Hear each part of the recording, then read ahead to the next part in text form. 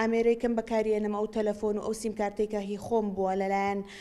ئاسایشەوە مۆبایلەکەم دەست بەسەر کراوە و نامە بە نامە ئەی خوێندنەوانێ بزانن کە پەیوەندی لەگەڵ کیا کراوە بۆ ئەم کەیسە. ڕاستی هیچ پەیوەندیەکەم بۆ نەهاتووە، بەڵام من پێشتر لە مانگی دووە پێش ئەوەی وەستا حەسەن دەست لە کار بکێشێتەوانێ ڕۆژێک پێش ئەوە پەیوەندیان پێوە کردم لە ئاسایشی سلێمانیەوانێ، وتیان دەبێ بێتە نووسنگەی تایبەت، لە نووسنگەی تایبەتەکەش ئەوە بوو پیانوتم ئەبێت تحقیق لەگەڵا بکەین چۆن تۆ ئەو زانیاریانە و دەستکەوتۆ لە سەرکەتی تەندروستی هەڵەبجە و ئەبێ بێدەنگ بیت. تعاهودمان بۆ پڕکەیتەوە لە نوۆی بەیانی تا سەعات 3 وەکو حربێکی نەفسی 5 دقە قسەیان لەگەڵ من کردو، 5 دقە قسەیان لەگەڵ کردوم، سەعاتێک ڕۆیشتونەتە دەرەوانێ. دواتریش ئەڵێن ئەبێت تعاهودێ پڕکەیتەوە کە بە هیچ شێوەیەک نابێت تۆ باسی گەندەڵیەکانی کەرتی تەندروستی بکەیت بە تایبەتی لە میدیایە. ئەوە بوو ڕاستی منیش کە لەوێ هاتمە دەرەوە تعاهودەکە ماچکەنیان هێشتا ناڵین بڕۆیت ڕاستەوخۆ سجن دەکەین ئەگەر تعاهودەکە پڕ نەکەیتەوانێ. هاتمە دەرەوانێ لەوێ عریزەیەکم نووسی بۆ ڕۆژی دوای ئەوە یامە دەست گوڵزارخان لە دەستەی دەستپاکی وتە من هەر شتێکم لێبێ ئەم چەند کەسە بەشدارن لەم هەڕەشانەی لە منیەکەن هەر لە خودی بەڕێوبەری گشتی و ئەو کەسەی کە مەکانەتی خۆی لە نێو ئاسایشا بەکارێنێ و ئاسایشی شارێکی خستۆتە بەرژەوەندی مەرامی شخصی خۆیەوانێ بۆ خودی خۆی و بۆ کەسێکی نزیکی خۆی. لەگەڵ ئەو تیمەی کە لەگەڵ ئەو ستافی مدیر عامەیە ئیشەکەن و ئەو کەسەش کە خودی کەسەکە لە نێو ئاسایش و ئەو خزمەشی کە ئەوێت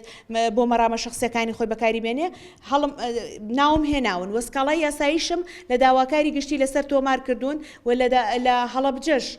داوام لە داواکاری گشتی کردووە کە ئەم شتە ڕوویاوە هەڕەشیان لێ کردوم، چەندین جارنامەی هەڕەشە ئامێزیان بۆ ناردوم، باسییان لە کوشتنی مناڵم کردووە، باسییان لە ئیهانەکردن و واد لێ ئەەکەین و گرتەی ڤیددیۆی ڕوتە بڵاوکەین و تمەڵا ئەگەر ئەو شتتان کرد نوسخەیەکی بنێرم زانین چۆن دەرچوی چکە منی شتێکی لەو بابەتەم نییە و بێمنەتم و ناترسم چی ئەەکەن بڕۆن بیکەن ئەوەی لە دەستانیە بیکەن بە ئەکاونتی فەل نامە ئەنێرن ئەزانین چی ئەەکەین و ئەزانین چی بۆ کویت و ئەزانین لەگەڵ چیا قسە و کردو و کارمەند و هاوڵاتی هەبوو لە هەڵەبجەکە هاوکاری منی کردووە بە ڕقم خاص کە نۆ نەمبەر ئەنووسێ تەلەفۆنیان بۆ ئەکەن هەر ئەو کەسەیە کە مەکانەتەکەی خۆی بەکارهێنێ لە ئاسایشی سلێمانیە ئەو سەڕەحێتانی کە هەیەی بە ژماری نەناسرا و هەڕەشە لە خەڵکەکە تورەکەی ڕەشەکەین بەسەرتانە ئەتان فڕێنین بۆ سلێمانی چاوتان بە ڕۆژی ڕووناک ناکەوێتەوە. بەڕاستی ئەمە لە هیچ شوێنەکان نییە، نە لە مەکسیکە نە لە وڵاتە مافیاییەکانە. تۆ کەسێک قسەی حەق بکە لە باتی سوپاسی بکەی لە باتی بە دوواداچوون بۆ قسەکانی بکەی بێت بەم شێوەیە ئیهانە بکەی دکتۆرەیەک بە ناوی مادەی خراپەکارهێنانی دووی مۆبایلەوانێ وەکو ئەوەی پەلاماری ئەیمەن زەواهیری و ئەبوو بەکر بەغدادی و تیمێکی بۆ بنێری 6 پیا و هەموو 120 کیلۆ باڵا 180 بۆ 190 سانتیم کە بەم بەڕاستی پیزۆن پێسەری بۆ هەموو پیاوە هاتون بۆ ئافرەدەی بۆ خاکی کەرکووکتان جێهێش بۆ لە سایە پەنجای کوردستانتان ئاوا دیفاعتان لێ نەکرد و ئەم پیاوە کەڵە پیاوانەتان لەوێ دانەنا. من پێم سەیرە یعنی قسەی حەق ئەبێت سوپاس بکری بەڵام نە ڕۆژاوی قسەی حەق بکە ئەیگرن سوکایەتی پێ خۆش بێ دکتۆرە باخانی یەکێکە لەو نمونەی کە نمونەی ڕاستەقینەی ئیداری لە باشووری کوردستان کە وەکو ژنێک هەڵسوکەوت کات کە بۆ کەشفکردنی ئەو گەندەڵیانی کە هەیە ئەبواە با بڵێن وزارەتی تەندروستی چووکە دکتۆرە باخان ئێمە ئەزانین بۆ خودی نەخۆش و بۆ بەرژەوەندی نەخۆش و تاکی کۆمەلگای کوردیە لە باشووری کوردستانە ئەبواە وزارەتی تەندروستی پاداشی بدایێتەوە